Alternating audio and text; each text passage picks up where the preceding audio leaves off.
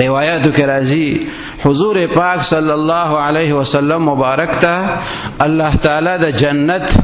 منظرونه خودلی دي، د دوزخونو هغه منظرونه، د عذابونو، د ثوابونو، دا منظرونه وته الله تعالی خودلی دي. نو پیغمبر علیه الصلاۃ والسلام مبارک هغه یو کس داسې ولیدو چې هغه په جنت کې دی، په چمن کې دی، د جنت په قالین باندې دی او داسې خوشحاله دی، داسې ټوپونه په هغه قالین او په هغه چمن کې وای لکه دا ماشومان چې ډیر خوشحاله شي په یو ځای کې د لوبو یو میدانی او هیڅ رکاوټ دی ته پاغي کې ني، هیڅ د پریشانه خبره ني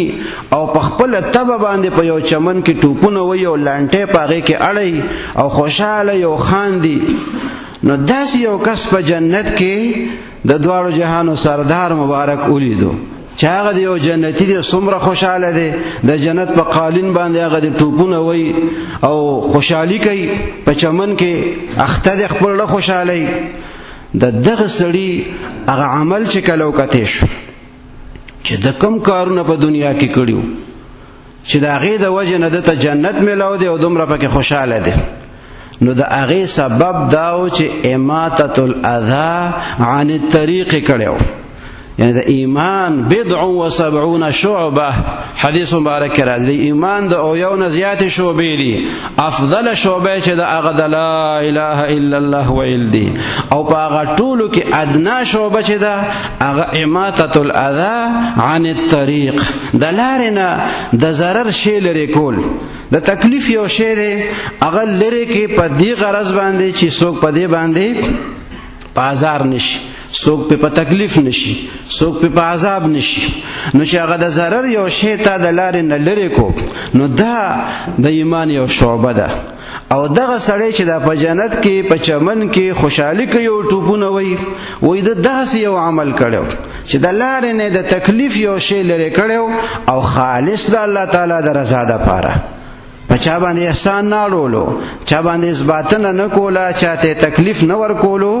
ریا پکې نه و، شرک پکې نو، بلکې خالص د الله په مخلوق باندې رحم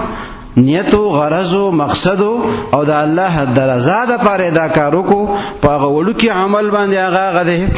جنت ته تل دي. یو سړی وي هغه په یو ځای کې یو لرګي خخ کې یو موګي خخ کې چې رس قافله او په دې باندې تیریږي د خوانو د سونو سفر به په خوا، نو زده مسافرو یو اسانی به چې دې بخپل استړي خپل اوخ به دې کې تړي او بیا به دغه ځای کې آرام او دمه کوي او دا غینه رستو بیا بل سړی راځي هغه دا خو لار ده، اگر چې دا یو طرف تم دی خو بیا هم چې ته مسافر برازي او څوک بخیالونه کی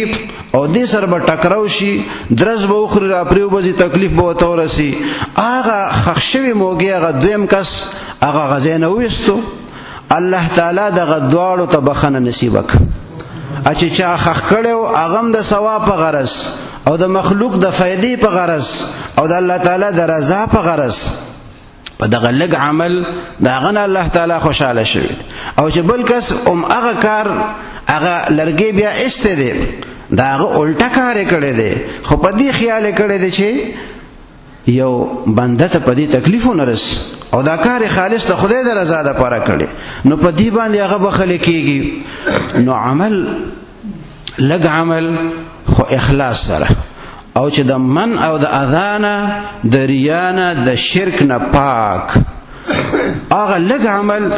الله تعالی باغ باندې انسان ته بهترین صله ورکوي په دنیا کې او په آخرت کې هم.